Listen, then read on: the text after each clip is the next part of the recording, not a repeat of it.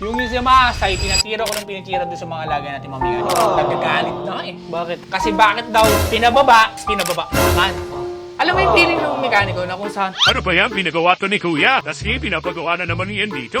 hindi na lang daw ibenta. Sabi ko, kasi ganun tayo pag customers tayo, di ba? We have the rights to complain. Kasi may goal tayong hinahanap eh. Kaya sa mga mekaniko ko dyan, huwag kayong magagalit ha. Ang point ko lang dito is may hinahabol akong tindig ng ating Yamaha site. Kasi saan ka nakakita yung Yamaha site na taas ng tuka, di ba? Alam naman natin mataas yung tuka, tapos manipis yung tire. So, ang papangitan ako, gusto ko, kapag mag-ride ako, yung maging pogi ba yung Yamaha site? Saka Malaysian, di ba, naka-drop? Yes, naka-drop yung harapan. Kaya ang inahabol ko is yung gulong ay pumantay dun sa tapalodo. Maging maganda siya tindi. Kasi, syempre, addict tayo sa motor eh. Ang gusto natin, pag nakikita natin yung motorsiklo is, naghahanap ka ba ng isang shop na kung saan ay merong libreng pito, sealant at installation? Punta na sa Secret Shop!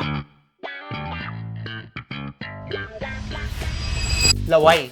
Di mo pa sinasakyan, naglalaway ka na. Kaya doon sa mga mekaniko, tulad ng mga mekaniko namin dito, list lang po, pang-unawa at pag-adjust ang kailangan yung gawin para mabigay natin yung tinatawag na customer satisfaction. Pinakamahalaga pa rin kasi na masunod yung gusto ng mga bawat customers. Eh ako, hindi ako masaya dun sa unang trabaho na kung saan comfort nga, pero ang taas ng tuwa, hindi ako masaya. So kaya pina-adjust ko uli siya. Kaya nandun siya tinatawag na mas bumabawi yung portion. Which is doon ako naging masaya. Hindi ko na nga pinagawa eh, kasi nga sakto na yung gusto ko. Diba? Kaya dun sa mga Yamaha site dyan, yun, kung gusto nyo gumanda yung tindig ninyo, pwede nyo i-drop yung harapan, o pwede rin i-drop yung likod, at hahabulin nyo lang yung pinakatindig ng mga motorsiklo. Kahit sa motorsiklo, ganun pa rin eh. Mahalaga kasi yung appearance. Kaya nga may tinatawag dun sa kotse, Nele, pitment.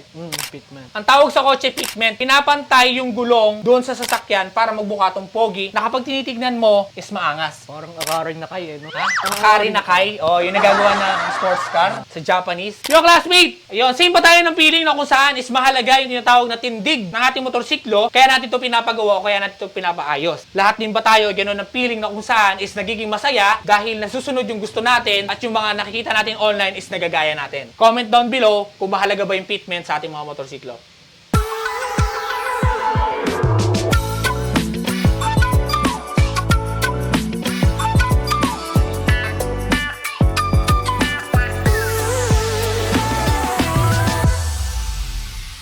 Naghahanap ka ba ng isang shop na kung saan ay merong gulong na may libreng pito, sealant at installation? Yes, classmate, nandito lang yan sa Secret Shop. Kaya kung ikaw ay nangangailangan na ng gulong, meron kami dito at pwede ka pumunta anytime dahil sa benepisyo at serbisyo na pwede ibigay sa'yo. Kaya kung ikaw ay nangangailangan, punta na sa Secret Shop. Libre pito, libre sealant, free install sa mga ibang mga gulong.